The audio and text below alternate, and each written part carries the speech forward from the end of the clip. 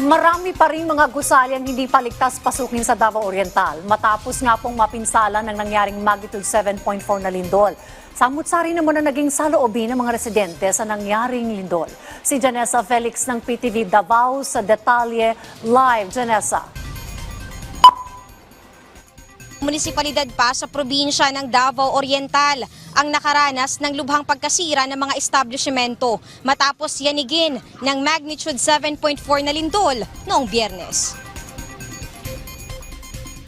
Hindi hadlang ang malakas na lindol at magkakasunod na aftershock na naramdaman dito sa bayan ng Caraga, Davao Oriental para ipagpatuloy ang pananampalataya sa Panginoon. Nagsagawa pa rin ng misa ang San Salvador del Mundo Parish sa pangunguna ni Father Roland Saiman, kilala bilang oldest church in Mindanao na tinayo pa taong 1884. Pero ginanap muna ang misa sa labas ng simbahan para hindi anya magpanik ang mga tao kung sakaling makaramdam ng aftershocks ang munisipalidad. At upang agad na makapunta sa open area, nagtamo ang simbahan ng iilang cracks at bumagsak ang bahagi ng kisame at dingding. Sa kabila nito, hindi naman makakaapekto sa integridad ng simbahan ang mga nasira kasi pawang hindi orihinal na estruktura. Try not to be in the secluded place para di magpanik ang mga tao pag panahon ng aftershock, no? To be, sabi niya, be decisive and don't take the chance. So I don't take the chance. I stay outside of the roofing, no? Para in front of the church for the 3 masses that we have to secure the people, no?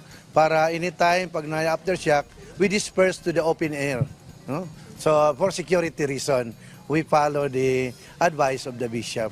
Ang residenteng si Froilan naman, nananatiling positibo sa likod ng sitwasyon ng kanilang pamilya ngayon, lalo't isa ang kanilang tirahan sa nasira ng lindol. Sa pamamagitan ng pagsisimba ay nagiging kampante ito na magiging maayos din ang kalagayan ng lahat ng mga apektadong residente. Hindi na po ito bago sa amin. Pagdating naman sa pananampalataya namin, ang pananampalataya ng mga Caragueño ang nagsilbing aming pag-asa.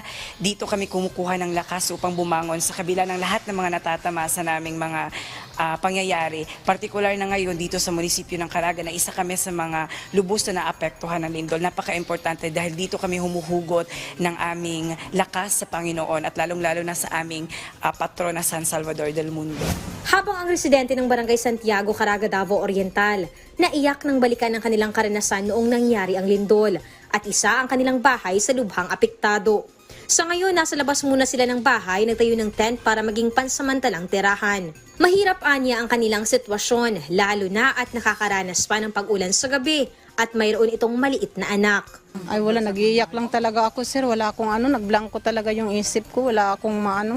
Totally damaged din ang bahay ni Lovenia Taming, pero malaki ang pasasalamat niya dahil wala siya sa bahay ng lumindol. Pero wala na anya silang nakuha pang mga gamit. Totally talaga, kagaya ng mga appliances, lahat.